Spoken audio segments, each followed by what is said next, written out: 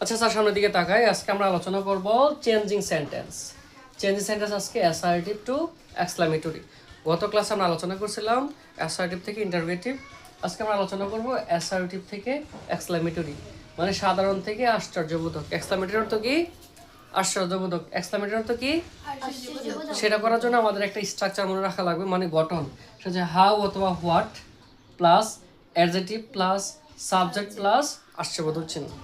কি? হাউ অথবা what plus adjective plus subject plus আশ্চর্যবোধক চিহ্ন। এখন কথা হচ্ছে স্যার আমাদের কোথায় হাউ বসবে, কোথায় হোয়াট বসবে? আমরা 6-এ পড়েছিলাম, 7-এ আজকে পড়ে রিভিশন করলাম। বেরি থাকলে হাউ বসবে, এ বেরি অথবা গ্রেড থাকলে হোয়াট বসবে। কি বলছি? বেরি থাকলে কি হবে? হাউ। এ বেরি অথবা গ্রেড থাকলে কি হবে? হোয়াট।